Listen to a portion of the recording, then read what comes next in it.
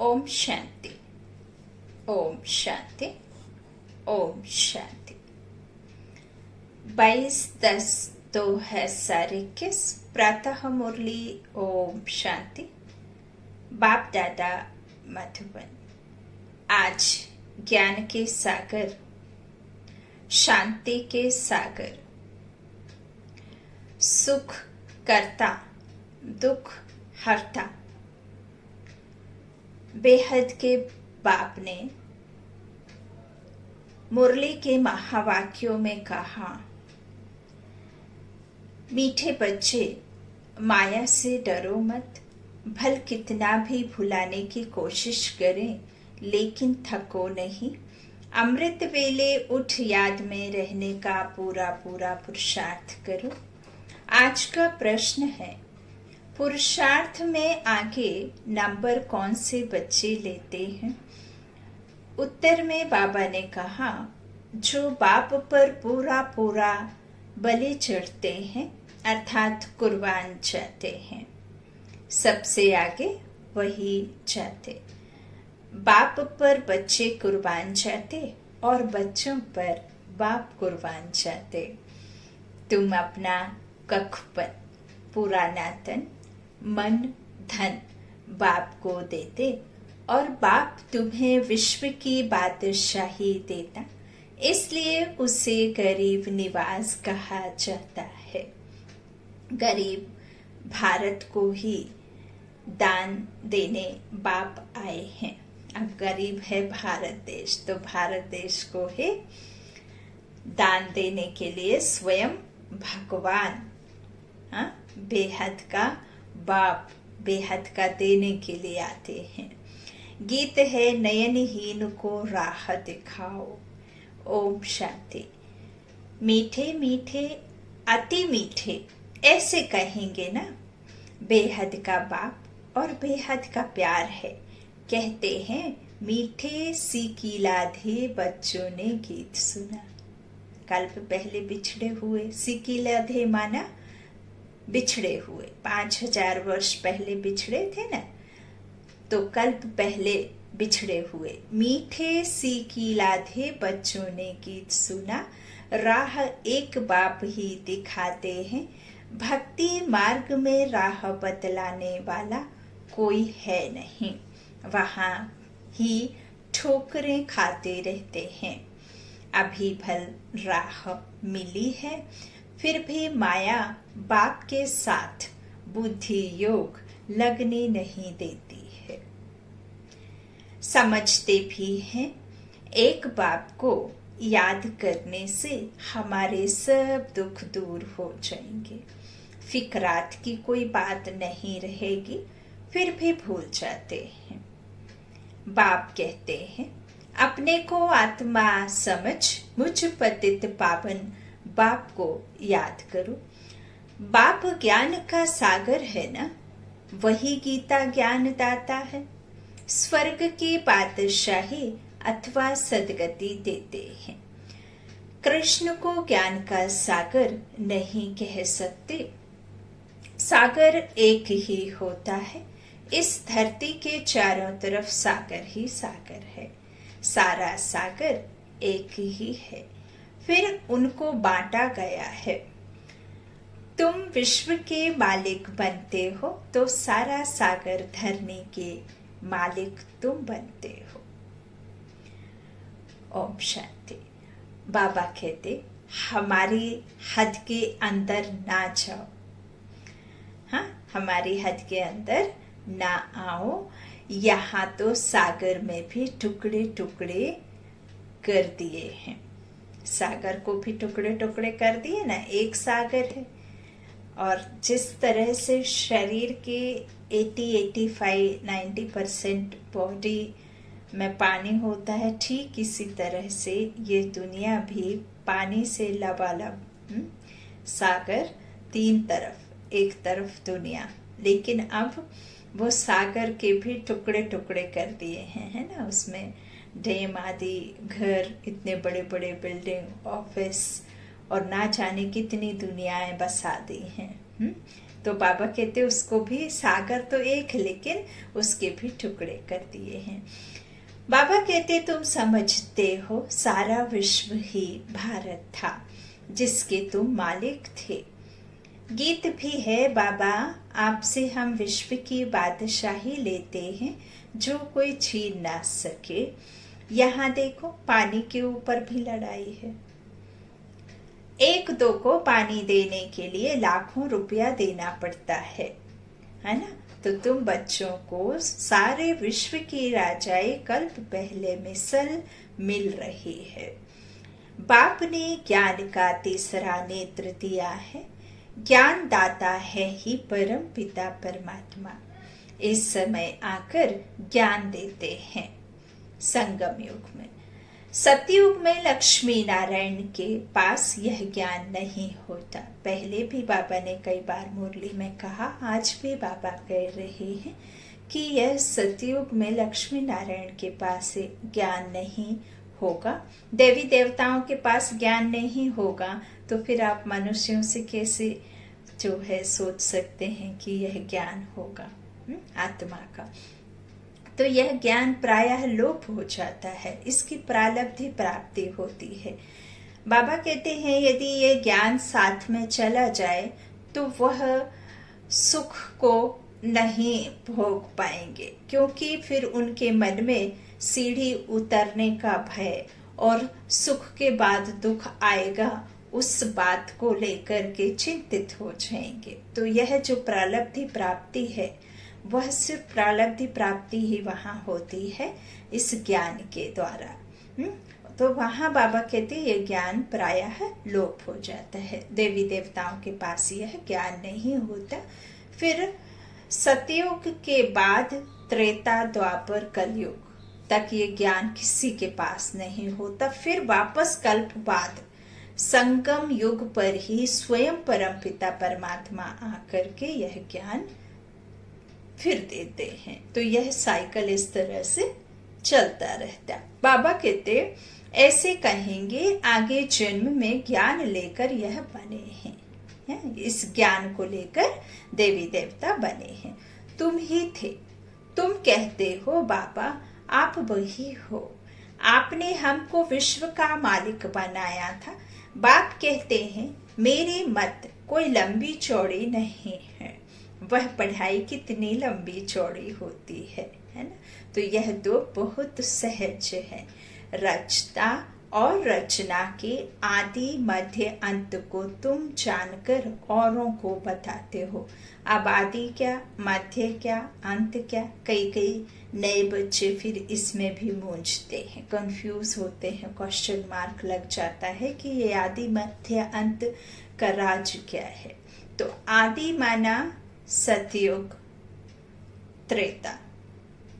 जो सतयुग और त्रेता 21 पीढ़ी या बाबा के जन्म, बाबा जो कहते हैं कि 21 पीढ़ी का सुख मिलता है ना, तो आदि में सुख होता है। लेकिन सतयुग के बाद त्रेता को सतयुग नहीं कहेंगे, लेकिन वहां भी श्रेष्ठ जीवन कर्म भ्रष्ट धर्म भ्रष्ट नहीं होता है।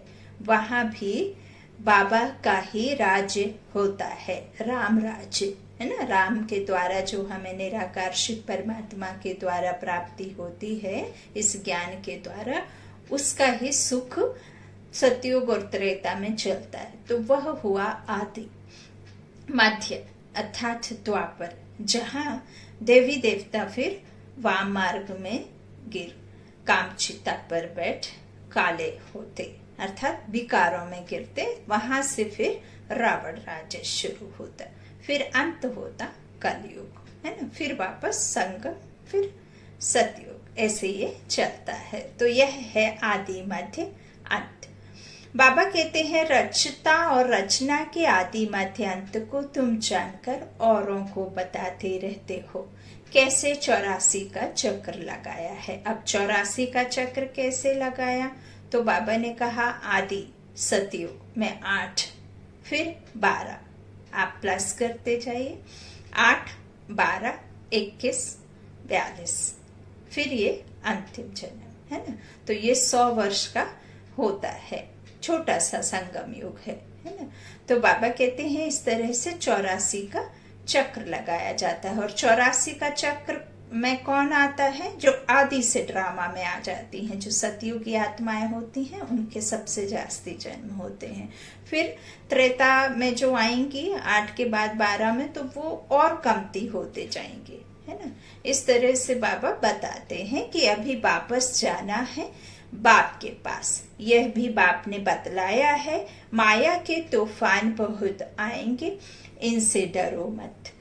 सुबह को उठकर बैठेंगे, बुद्धि और ख्यालातों में चली जाएगी, 2 मिनट भी याद नहीं रहेगी। बाप कहते हैं थकना नहीं है। अच्छा, 1 मिनट याद रही, फिर कल बैठना, परसों बैठना, है ना। बाबा कहते हैं अब ये 63 जन्मों का जो हमारा देह भान है, जो हमने अपने आप को ये समझ लिया है, शरीर को ही सब कुछ, तो ये यूं ही एक दिन में तो आपका भान नहीं चला जाएगा ना। कई जन्मों से हम इस 40-50 किलो के वजन को लेकर के चल रहे हैं, इसे ही अपना समझ कर चल रहे हैं, तो ये वजन उतरने में टाइम तो लगेगा, है ना, खुद को हल्का होने में, आत्मा समझने में। तो बाबा कहते हैं अच्छा 1 मिनट याद रही, फिर कल बैठना, परसों बैठना।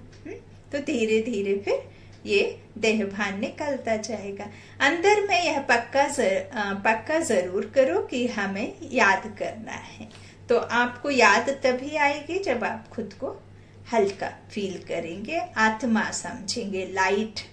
लाइट माना होता ही है हल्का, है ना। बोझ मुक्त करेंगे जब इस शरीर के बोझ से मुक्त, इस 5 तत्वों से परे, इस मोह की दुनिया से, सुख दुख की दुनिया से परे खुद को उड़ाएंगे तब, है ना। बादलों से भी ऊपर, चांद सितारों की दुनिया से भी पार, तारागणों से भी पार, नक्षत्रों से भी पार, सूक्ष्म बतन से भी पार, जहां शांति धाम, सुख धाम है। तो उसके लिए आपको इस संसार के मोह को भूलना, फिर उड़ना, है ना। इस तरह से बाबा कहते हैं कि याद तो जरूर करना है, तो यह पक्का करो। अगर कोई विकार में जाता होगा फिर तो वह बहुत तूफान आएंगे।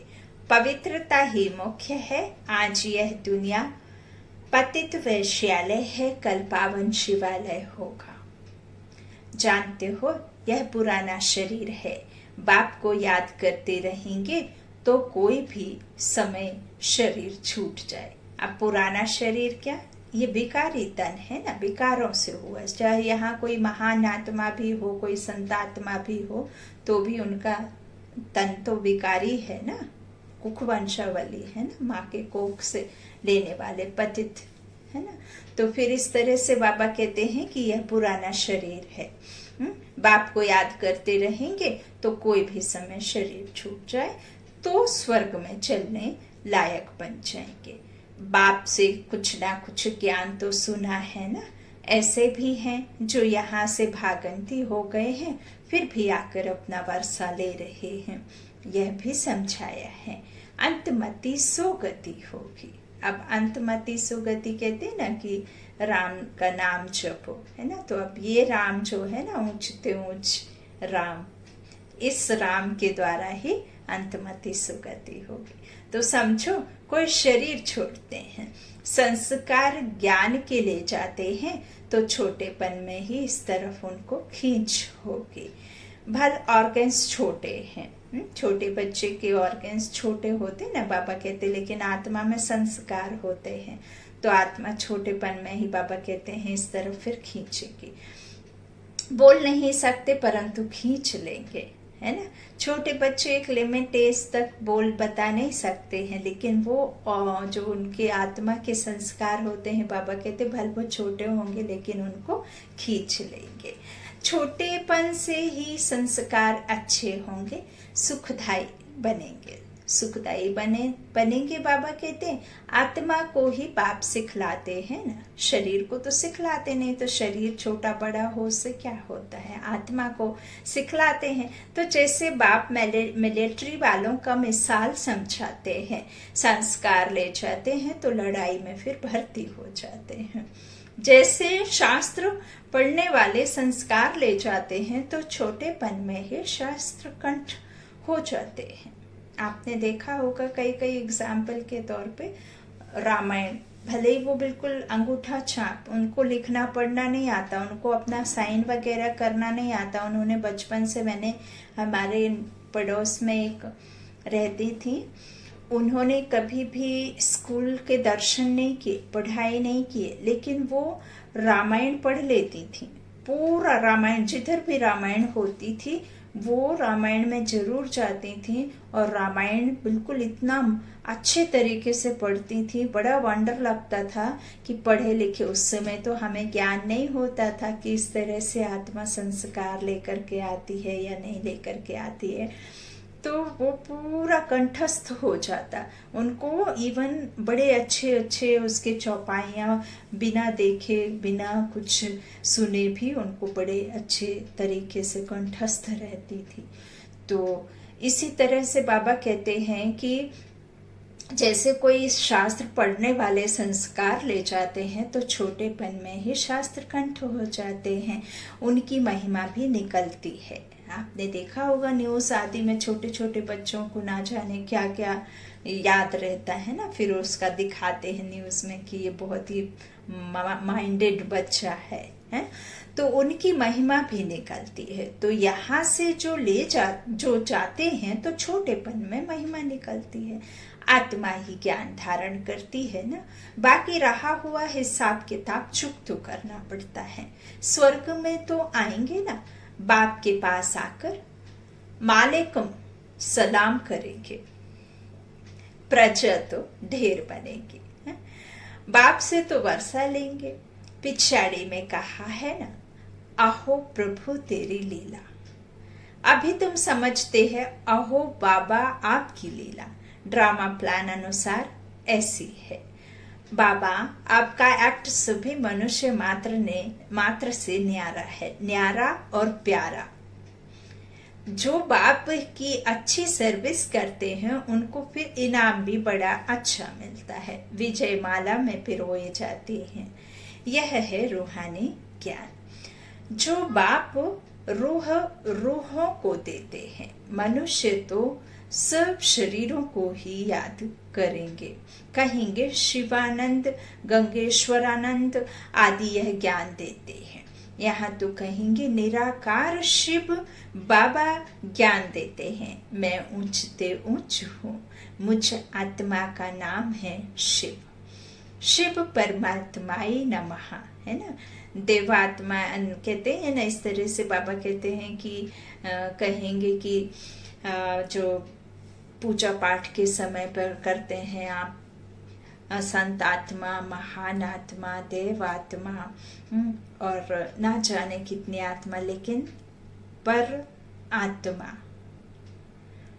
जो परे ते परे रहने वाला, परम धाम का निवासी, एवर प्योर, जहां किसी की भी बुद्धि टच भी नहीं करती, वह है परमात्मा, जन्म मरण से न्यारा, एवर प्योर, है ना, जो गति दुर्गति सदगति में नहीं आता। वो है ही इस संसार में सबके ऊपर में डायरेक्टर क्रिएटर हैं, लेकिन उस परम पिता परमात्मा के ऊपर कोई डायरेक्टर क्रिएटर नहीं है, वो है ही रचता, है ना।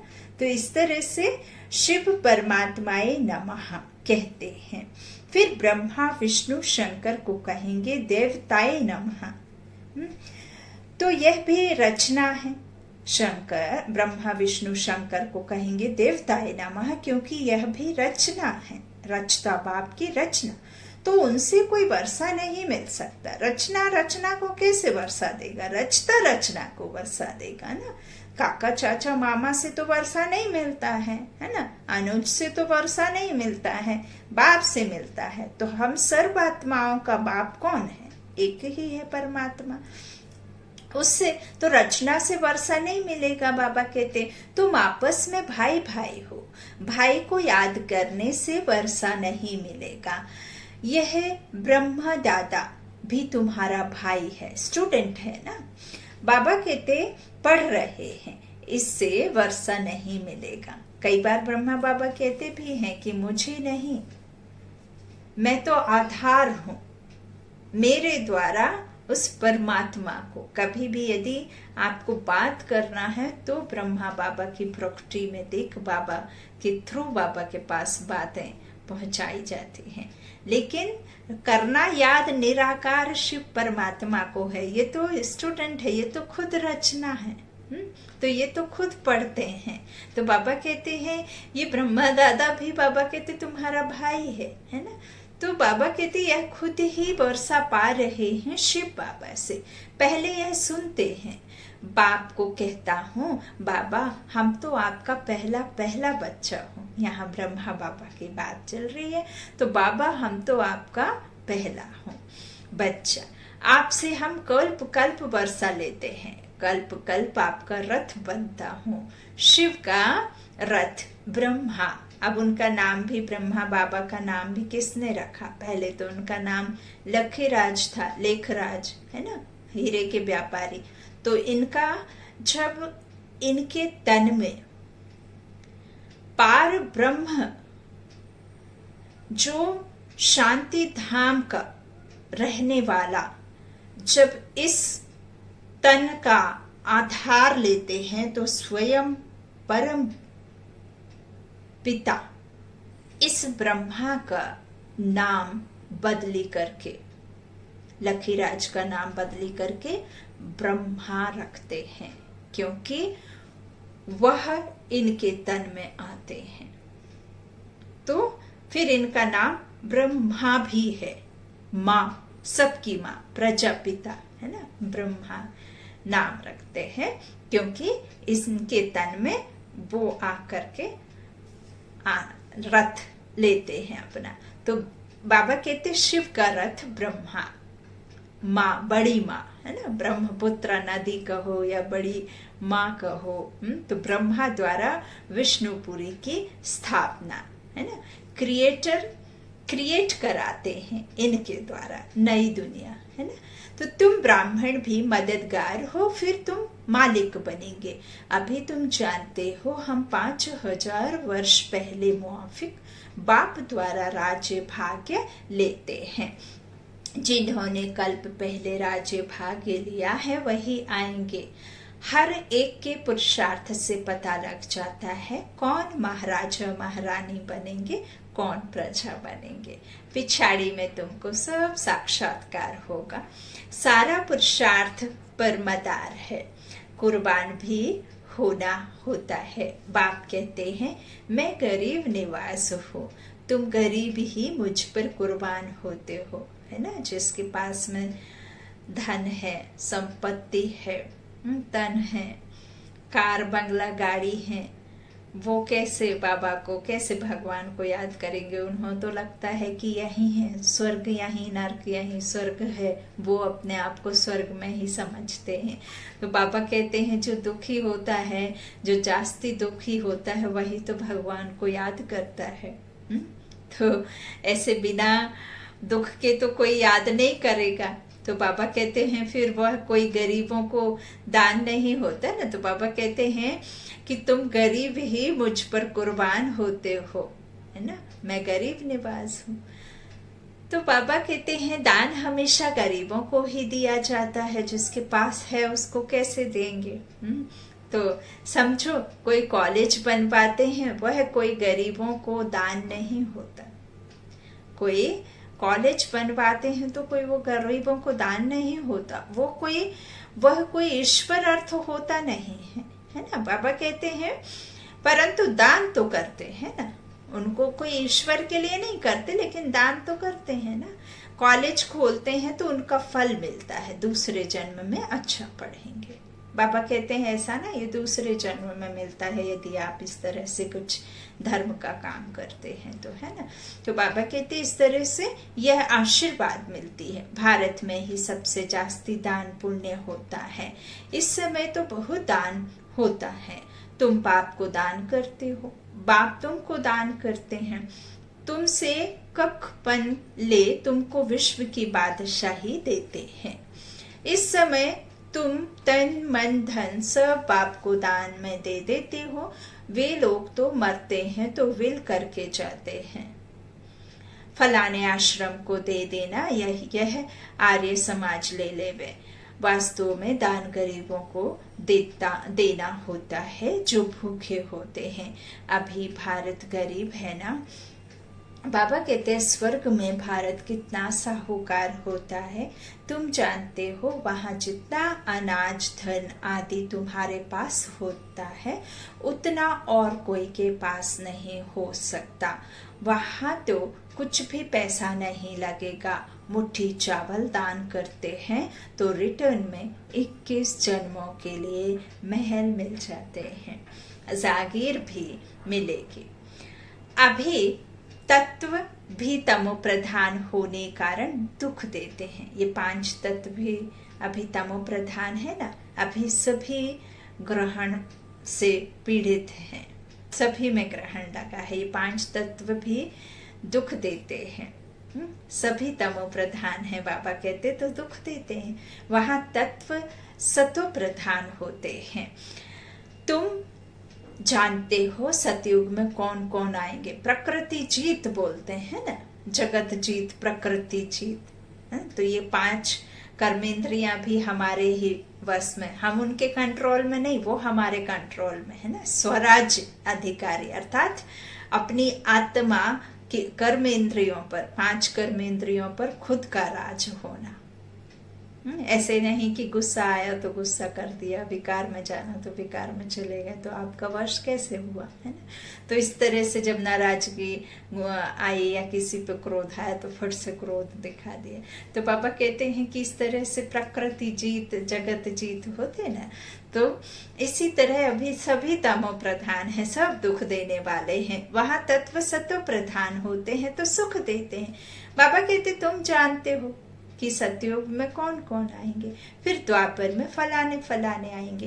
कलयुग के अंत में छोटी छोटी टालियां, मठ, पंथ आदि निकलते रहते हैं। कलयुग के अंत में बाबा कहते हैं यह सब अंत में निकलते रहते हैं ना। तो अभी तुम्हारी बुद्धि में झाड़ ड्रामा आदि की नॉलेज है। बाप के पाठ को भी जानते हो। महाभारत लड़ाई में दिखाते हैं 5 पांडव बचे। अच्छा फिर क्या हुआ? जरूर जो राजयोग सीखे वही जाकर राज्य करेंगे ना। आगे तुम भी कुछ जानते थोड़े ही थे। बाबा भी गीता आदि पढ़ते थे। ब्रह्मा बाबा गीता पढ़ते थे, नारायण की भी भक्ति करते थे, है ना। गीता के साथ भी बहुत प्यार था। नारायण का चित्र रखते थे ना तकिए के नीचे, जहां भी जाते थे अपने साथ लेकर के जाते थे। तो ट्रेन में जाते थे तो भी गीता पढ़ते थे। मैं अपने साथ सुंदरकांड रखा करती थी, जहां भी जाती थी तो उसी को पढ़ती रहती थी। हाँ, तो इस तरह से ट्रेन में जाते थे ब्रह्मा बाबा तो गीता पढ़ते थे। अब देखते हैं कुछ भी समझा नहीं, डिब्बी में ठिकरी। भक्ति मार्ग में जो कुछ करते आए परंतु उद्धार तो हुआ नहीं है। अब गांधी जी भी विश्व में शांति चाहते थे, लेकिन उनकी कुर्बानी से तो विश्व में शांति नहीं हुई ना। उनके रघुपति राघव राजा राम करने से उनका जो एम था वो तो बहुत अच्छा था, लेकिन उनके ज्ञान से तो इस संसार की सदगति नहीं हो सकती ना। तो यही उच्च उच्च ज्ञान है ना, जिसके द्वारा सबकी सदगति होगी। विश्व पिता है ना, निराकारी शिव परमात्मा ज्ञानदाता के ज्ञान के बिना किसी की सदगति नहीं। तो यही बातें सब समझने की, बुद्धि में धारण करने की हैं। बाबा कहते हैं भक्ति मार्ग में जो कुछ करते आए परंतु उद्धार तो हुआ नहीं। दुनिया में तो कितना झगड़ा है, यहाँ भी तो सब पवित्र बन न सके। बाबा कहते इसलिए झगड़ा पड़ता है। बाप शरण लेते भी हैं फिर कहते हैं बीमारी उथलेगी जरूर, बच्चे आदि याद पड़ेंगे। बाबा कहते इसमें नष्टो मोहा होना पड़े, समझना है हम मर गए, बाप के बने गोया इस दुनिया से मरे, फिर शरीर का भान नहीं रहता। बाप कहते हैं देह सहित जो भी संबंध हैं उनको भूल जाना है। इस दुनिया में जो कुछ देखते हो वह जैसे कुछ भी है नहीं। यह पुराना शरीर भी छोड़ना है, हमको जाना है घर। घर जाकर फिर आकर नया सुंदर शरीर लेंगे। अभी श्याम है फिर सुंदर बनेंगे। भारत अभी श्याम है फिर सुंदर बनेगा। अभी भारत है कांटों का जंगल, सब एक दो को काटते रहते हैं। कोई बात पर बिगड़ पड़ते हैं तो गाली देते हैं, लड़ पड़ते हैं। तुम बच्चों को घर में भी बहुत मीठा बनना है, नहीं तो मनुष्य कहेंगे इसने तो 5 विकार दान दिए हैं, फिर क्रोध क्यों करते। शायद क्रोध दान नहीं दिया है। बाप कहते हैं बच्चे झोली में 5 विकार दान में दे दो तो तुम्हारा ग्रहण छूट जाए। बाबा कहते चंद्रमा को ग्रहण लगता है ना, तुम भी अब संपूर्ण बनते हो तो बाप कहते हैं यह विकार दान में दे दो, तुमको स्वर्ग की बादशाही मिलती है। आत्मा को बाप से वर्षा मिलता है। आत्मा कहती है इस पुरानी दुनिया में बाकी थोड़ा टाइम है, काम उतार देना है, ख्यालात कोई भी उतार देने चाहिए। बाबा जानते हैं अनेक प्रकार के ख्यालात आएंगे, धंधे के ख्यालात आएंगे। भक्ति मार्ग में भक्ति करते समय ग्राहक धंधा धोरी याद पड़ता है तो फिर अपने को चुटकी से काटते हैं। हम नारायण की याद में बैठा हूँ, फिर यह बातें याद क्यों आई। तो यहाँ भी ऐसा होता है। जब इस रूहानी सर्विस में अच्छी रीति लग जाते हैं तो फिर क्या समझाया जाता है। अच्छा छोड़ो धंधा धोरी को, बाबा की सर्विस में लग जाओ। कहते हैं छोड़ो तो छूटे, देह अभिमान छोड़ते जाओ। सिर्फ बाप को याद करो तो बंदर से मंदिर लायक बन जाएंगे। बंदर का भी हम मनुष्य आत्माओं को ही दिया है ना टाइटल, तो बाबा कहते फिर बंदर से मंदिर लायक बन जाएंगे। भ्रमरी का, कछुओं का भी सब मिसाल बाप देते हैं, जो फिर भक्ति मार्ग में वे लोग दृष्टांत देते हैं। अभी तुम जानते हो कीड़े कौन हैं, तुम हो ब्राह्मणिया, तुम भू भू करती हो। यह दृष्टांत अभी का है, वह बता ना सके। त्योहार आदि सब इस समय के हैं। सतयुग त्रेता में कोई त्योहार होता नहीं, यह सब है भक्ति मार्ग के। अब देखो कृष्ण जयंती थी, कृष्ण मिट्टी का बनाया, उनकी पूजा की, फिर जाकर लेक में डुबो दिया। जिसे आप भगवान कहते हैं उसे फिर विसर्जित भी कर देते हैं। परमात्मा ने तो हमें खंडित आत्माओं को या हम पतित आत्माओं को ऐसे विसर्जित नहीं किया ना, उनको सुधार करके। अब खंडित ही कहते हैं ना, मनुष्य जब पतित हो जाते हैं, देवी देवता से जब पतित दुनिया में आ जाते हैं रावण राज्य में, तो खंडित हैं। लेकिन वो सर्व कल्याणकारी पिता जो सुखदाता है, वो सुख देने आते हैं तो हमें हमारे संस्कारों को बदली करते हैं। नदी नाले में तो नहीं डुबो देते हैं ना, ऐसे तो नहीं है ना कि त्रिशूल निकाल करके मार देते हैं।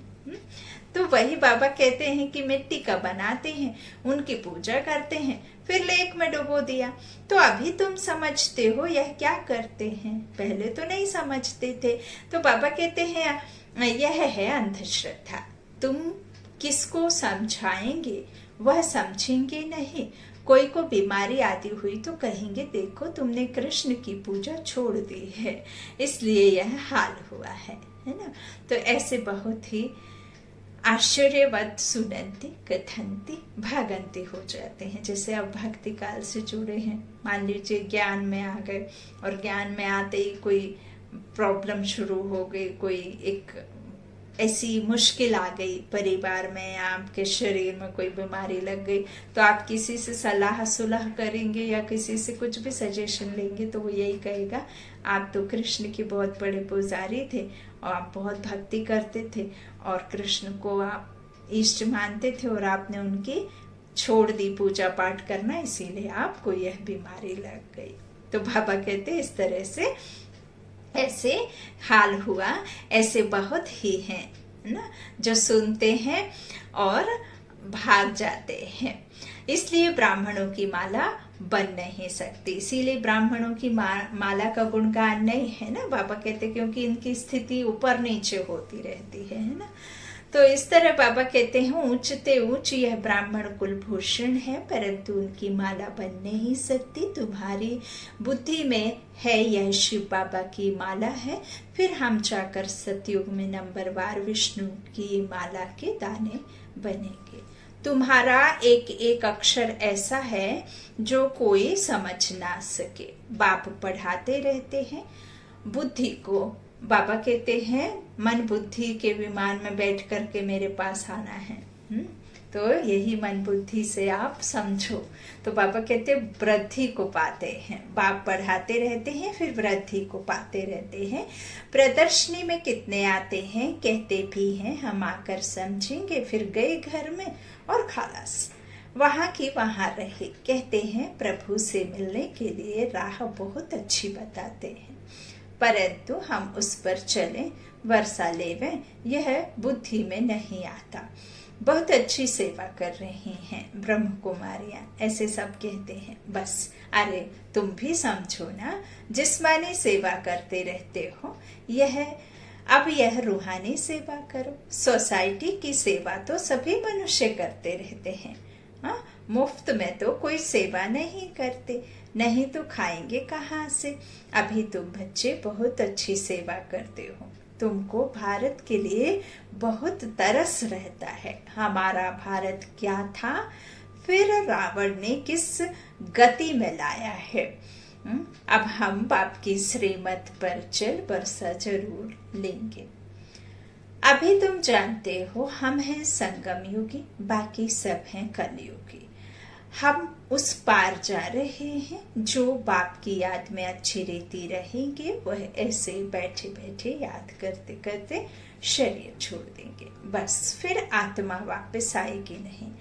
बैठे बैठे बाप की याद में गया, यहाँ हठयोग आदि की कोई बात नहीं। जैसे देखते हो ध्यान में बैठे बैठे चले जाते हैं, वैसे तुम बैठे बैठे यह शरीर छोड़ देंगे। सूक्ष्म बदन जाकर फिर बाप के पास चले जाएंगे। जो याद के यात्रा की बहुत मेहनत करेंगे वह ऐसे शरीर छोड़ देंगे। साक्षात्कार हो जाता है। जैसे शुरू में तुमको बहुत साक्षात्कार हुए, वैसे पिछाड़ी में भी तुम बहुत देखेंगे। अच्छा, बाप दादा का याद प्यार मीठे मीठे सिकीला थे बच्चों प्रति। माता पिता बाप दादा का याद प्यार और गुड मॉर्निंग। रूहानी बाप के रूहानी बच्चों को नमस्ते। हम रूहानी बच्चों के रूहानी माता पिता बाप दादा को याद प्यार और गुड मॉर्निंग। शुक्रिया बाबा, शुक्रिया शुक्रिया। धारणा के लिए मुख्य सार है। पहला, बाबा ने बच्चों से कहा मंदिर लायक बनने के लिए देह अभिमान छोड़ देना है, रूहानी सेवा में लग जाना है। अब बाबा ने दूसरा कहा अब घर जाने का समय है, इसलिए जो भी हिसाब किताब है, धंधे धोरी के ख्यालात हैं, उन्हें उतार देना है। याद के यात्रा की मेहनत करनी है। वरदान है योग युक्त स्थिति द्वारा सूक्ष्म व कड़े बंधनों को क्रॉस करने वाले बंधन मुक्त भव। योग युक्त की निशानी है बंधन मुक्त।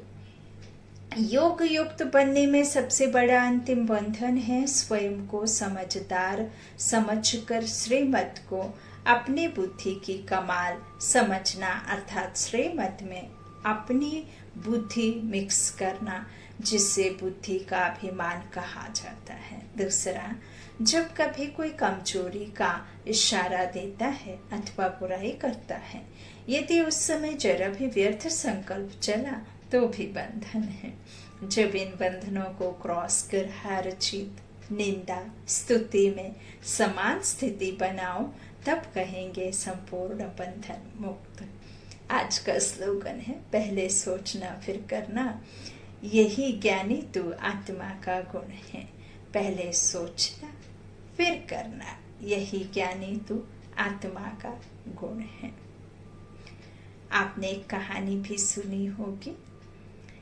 एक बार एक परिवार में नौकरी करने के लिए उसके अपने बच्चे को और परिवार को बहुत छोटे में ही वह चला जाता है, और जब वह लौट कर के आता है तो वह देखता है कि उसकी पत्नी एक, कहना चाहिए कि एक आदमी के साथ, एक लड़के के साथ बैठी हुई है। तो वह बहुत गुस्से में, आवेश में आता है। उसके पहले वह एक संत महात्मा के पास जाता है, तो वो संत महात्मा उसे एक बहुत अच्छी बात कहता है कि तुम कोई भी कार्य करने से पहले 30 सेकंड रुकना, फिर वह कार्य करना।